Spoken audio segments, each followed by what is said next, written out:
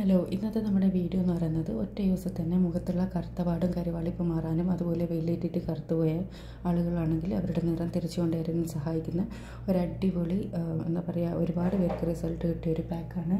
അപ്പോൾ എല്ലാവരും ഒന്ന് ട്രൈ ചെയ്ത് നോക്കുക, ഇതെങ്ങനെ തയ്യാറാക്കാൻ നോക്കാം. അപ്പോൾ ആദ്യം തന്നെ നമുക്ക് വേണ്ടത് കാപ്പിയാണ്. കാപ്പീനെ കൊണ്ടുള്ള ഒരുപാട് ഫേസ് പാക്ക് ഞാൻ ഇട്ടിട്ടുണ്ട്. ഇതെല്ലാം നല്ല റിസൾട്ട് കിട്ടുന്നതാണ്. അപ്പോൾ ഒരു ടീസ്പൂണ് കാപ്പിപ്പൊടിയാണ് ഇട്ടത്. ബ്രൂ കോഫി, നെസ്കോഫി ഏത് കോഫി വേണമെങ്കിലും നിങ്ങൾക്ക് യൂസ് ചെയ്യാം. അതിലേക്ക് ഒരു 1/4 ടീസ്പൂണ് മഞ്ഞൾപ്പൊടി ഇട്ട് കൊടുക്കുക. മഞ്ഞൾപ്പൊടി കസ്തൂരി മഞ്ഞളായാലും മതി. പിന്നെ വേണ്ടത് 1 ടീസ്പൂണോളം തൈര്. ഇതെല്ലാം കൂടിയിട്ട് നന്നായിട്ട് തന്നെ മിക്സ് ചെയ്യുക. ഈ തൈര് എന്ന് പറയുന്നത് നമ്മുടെ മുഖത്തുള്ള സൺടാൻ മാറാൻ വേണ്ടിയിട്ട് ഒരുപാട് സഹായിക്കുന്ന ഒരു സാധനമാണ് കേട്ടോ. തൈര് എന്ന് പറയുന്നത് കറുത്ത പാടും കരിവാളിപ്പെല്ലാം മാറാൻ ഒരുപാട് തൈര് സഹായിക്കും. ഇതെല്ലാം കൂടി മിക്സ് ചെയ്യുക.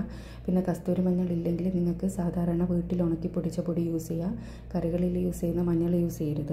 അപ്പോൾ ഇതെല്ലാം കൂടിയിട്ട് നന്നായിട്ട് തന്നെ മിക്സ് ചെയ്തെടുക്കണം.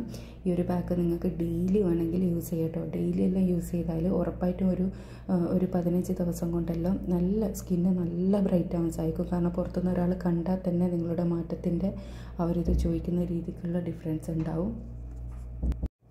പിന്നെ ഒരുവിധം എല്ലാ സ്കിൻ ടൈപ്പുകാർക്കും ഇത് സൂട്ടാവാറുണ്ട്. ചിലരെല്ലാം ചില ഫേസ് പാക്ക് ട്രൈ ചെയ്താൽ റിസൾട്ട് കിട്ടിയില്ല എന്ന് പറയാറുണ്ട്.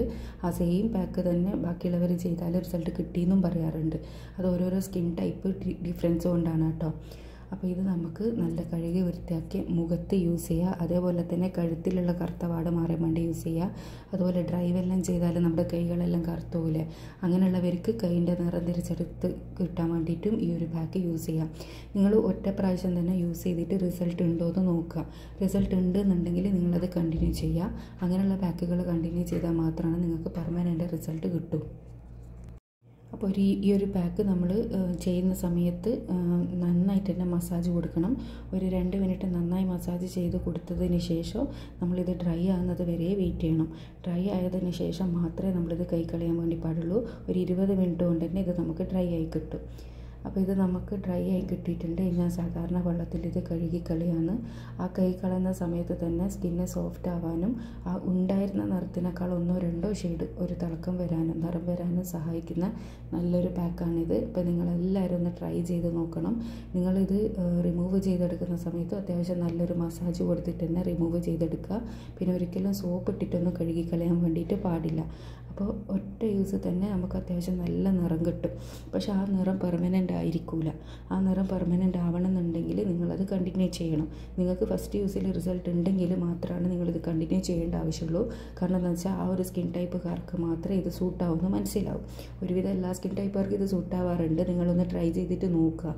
നിങ്ങൾക്ക് ഫേസിലിടാൻ ബുദ്ധിമുട്ടുണ്ടെങ്കിൽ കയ്യിലിട്ടിട്ട് ഫസ്റ്റ് നോക്കിയാലും മതി, എന്നിട്ട് ഫേസിലിട്ടാലും മതി കേട്ടോ.